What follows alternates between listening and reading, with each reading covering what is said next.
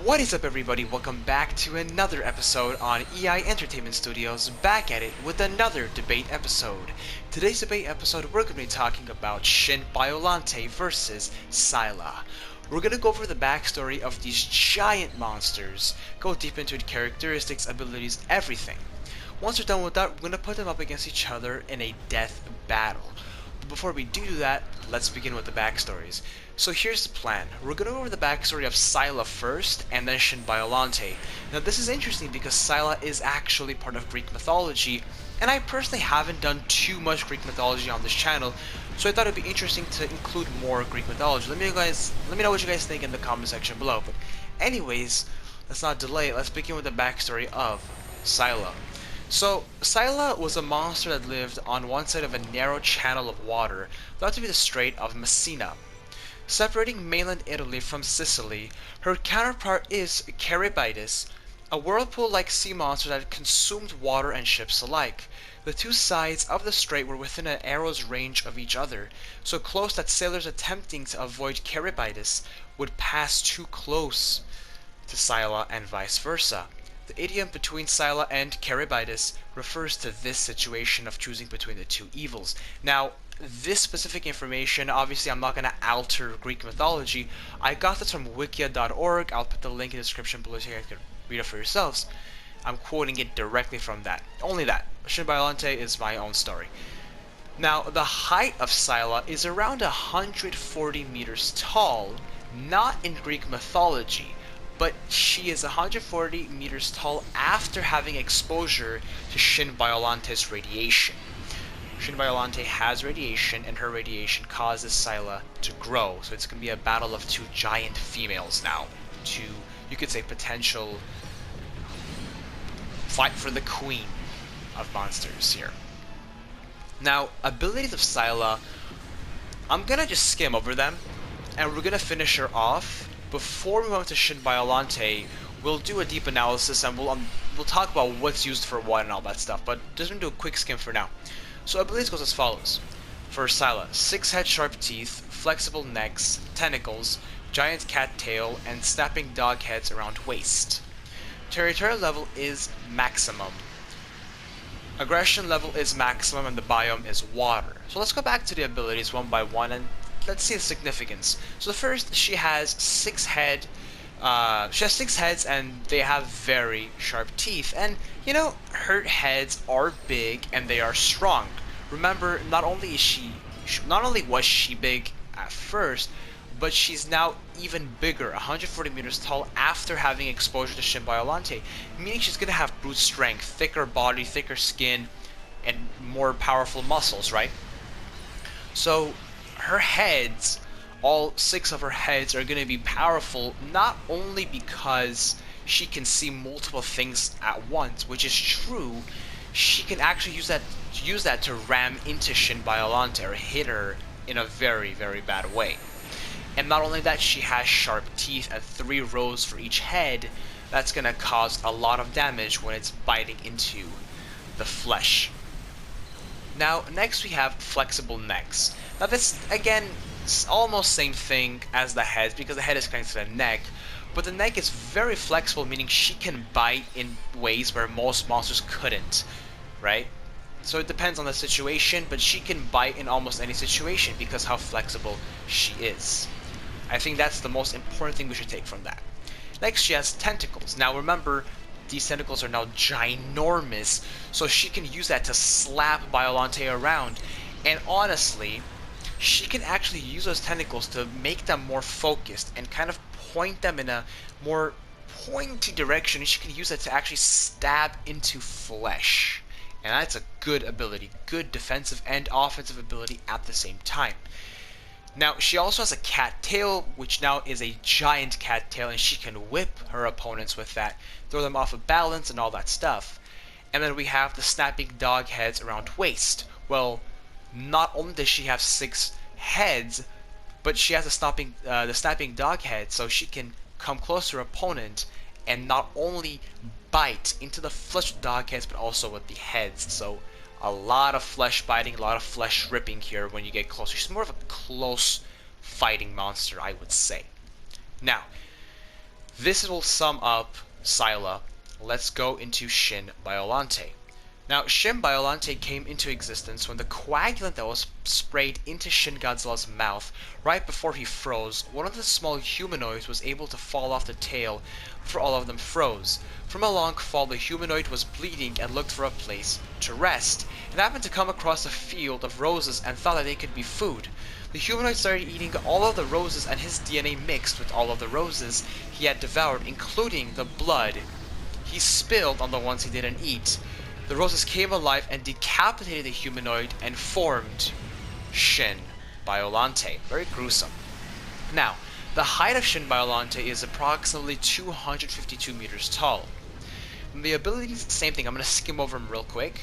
Spiked Atomic Laser, 10,000 Tentacles, Tentacle Poison Laser, Regeneration, Instant Adaptation, False Heart Trap.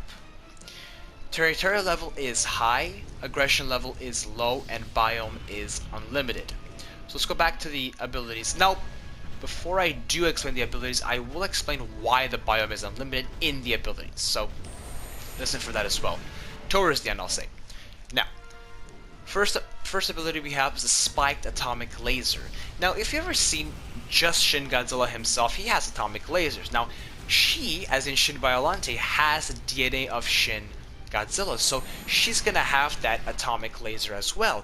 But the difference is she's a rose, so she's actually gonna have, which is called the Spiked Atomic Laser. It's a laser, although even more sharper and more stronger, more evolved, but it also has something very interesting. It has giant rose thorns in the laser. So not only is the opponent getting hit with a very sharp and hot focused laser, there's also giant thorns in the lasers just ripping up the flesh as they're hitting with the lasers. That's very brutal. Next we have 10,000 Tentacles. Now a regular Biollante, to put into perspective, has only 4 tentacles. This one has 10,000 tentacles, and they each have mouths, each have teeth, and each can bite and slap and all that good stuff for defensive and offensive abilities. Now, not only does she have 10,000 tentacles and they have their own thing going on, but they also have an ability for themselves, and that is the Tentacle Poison Laser. So each tentacle has a laser, but it's a poison, and what it does is basically it makes the opponent feel numb and no pain in their body for about a minute or two. And that's very dangerous, because if you're not feeling any pain, you don't know when to go on a defensive mode. You could be taking damage non-stop and just die from that, especially if it's a bad wound. So that's that. After this we have Regeneration, because Shin DNA can regenerate health. She can regenerate, not super fast, but she could do it on very good alarming rates for the opponent. And then she has Instant Adaptation. This is important. Let me go back to the movie of Shin Godzilla to kind of put this in perspective. We know that Shin Godzilla has many forms. Form 1, Form 2, Form 3, and then Form 4. The reason why he goes into all these forms is because he can evolve and adapt to the situation that fits his need, and change his body to fit the situation and the environment. And this is exactly that what Shin Biollante can do. She can adapt and evolve. Now, next she has the False Heart Trap. Honestly, I would say probably the most powerful abilities that she ever has. So here's what it is. Not all abilities, but most abilities that are used on Shin Biollante. Now, Shin Biollante has a false heart in the middle of her stomach. It looks like her heart, but it's actually not her heart. Her heart is actually on, or in the head next to the brain. So it's actually a mirror trap. So any ability that a monster uses on that heart, on that big area of her stomach, it's going to bounce back and mirror back right at the opponent. So if, let's say, if Scylla were to use, let's say, one of her heads would bounce back and come back at her other head. Very, very powerful. And then finally the biome. The reason why the biome is unlimited is because she can adapt and evolve to the situation. That's why she can adapt and evolve to every biome, and there's Biollante, as you can see. Interesting. Alright, folks. We have finished both of these kaijus, explaining both of these kaijus. So here's the plan. We're going to put them up against each other. Best out of 2, meaning we're going to do close range battle and a far range battle. Now, if need be, we will do a over time, but we'll see if that's necessary. I'll explain that way more detail if we do need to get there, or if we do need to talk about that.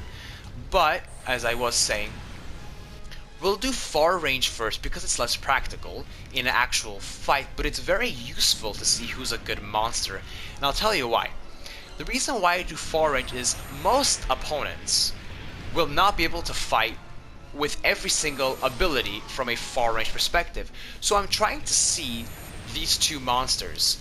How would they be able to fight or keep up with the fight if they had some of their abilities cut off from them? Could they win the battle? It's a very good way of testing them out.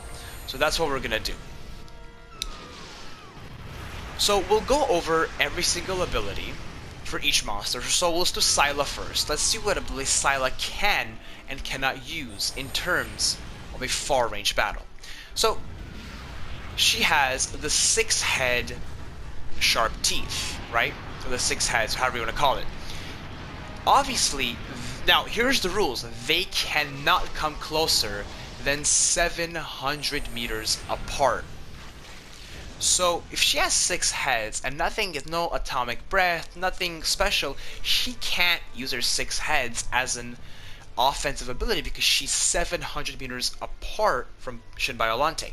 So that she can't use. Flexible necks, no. Tentacles, it's not 700 meters long, no. Giant cattail, no. Snapping dog heads around waist, no. Very rare, but Scylla actually cannot use any abilities in far range. This is why I do it, because some opponents, very rare, cannot defend themselves in a far distance. She has no ability in terms of offense that she can use against Shin Biollante. Now Shin Biollante, on the other hand, spiked atomic laser. It's a laser, it can travel 700 meters. So yes, that's okay. 10,000 tentacles. No, she can't use her tentacles. And tentacle poison laser will not travel that far, but her spiked atomic laser, as I said, will. It's already one ability. Now, regeneration, sure. Instant adaptation, sure. And defensive and false heart trap will also not work at that far of a distance. But she has a spiked atomic laser. And if she has that, and if Scylla has nothing to use, then Shin Biollante is going to defeat her from far range very easily. It's a short one, and honestly, it's an automatic loss for Scylla because she has nothing to defend herself with. It's a very important way of seeing this. So Scylla is now losing 1-0 to Shin Biollante in terms of far range. But now is when the ball changes. Now it's close range, face to face, no rules. Fight to the death, and this is what's very important. So this is fight obviously going to take in water because Scylla is a water monster. It's going to take in water, and Shin Biollante can swim as well. I personally see Scylla being the first one to attack Shin Biollante because Shin Biollante will now be in her territory, and she is going to charge at Shin Biollante with her 6 heads, and she is going to sink all of those heads into her flesh. Obviously, when I mean the heads, I mean her teeth. And she's gonna sink into the flesh of Shin Biollante and start chomping at Shin Biollante's flesh, and that's gonna cause a lot of damage. But I think so much damage that she's not gonna have enough time to revive herself or revive her health at any cost, because those heads are going to be very powerful and very strong teeth as well. And when she does that, she's actually going to pull Shin Biollante close. Now here's where things get interesting. She's going to pull Shin Biollante close to her waist. And what's around her waist is the snapping dog heads, or the giant snapping dog heads. And those heads are going to be on the waist of Scylla. And what's on the waist of Shin Biollante? Let's see.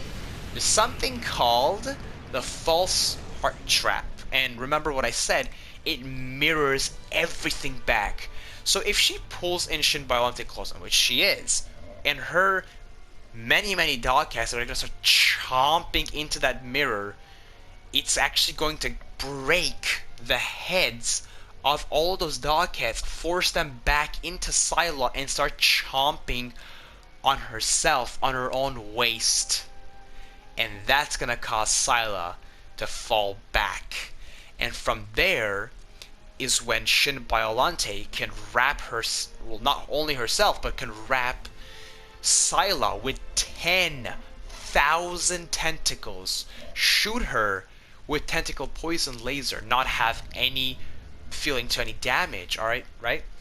And bite her with those 10,000 tentacles and just start ripping her apart, and then shoot her with a spiked atomic laser, lasering, cutting her flesh with the giant thorns. I see Scylla not even standing a chance against Shin Biollante. So we're gonna give the win 2-0 to Shin Biollante in this debate battle. Obviously, this is just my opinion. You can debate me in the comment section below if you believe this was not the way it's supposed to be. Go ahead. Anyways, if you enjoyed this video and you're not subscribed yet, please go ahead and subscribe. Thank you so much for watching, and as always, have a wonderful and great day.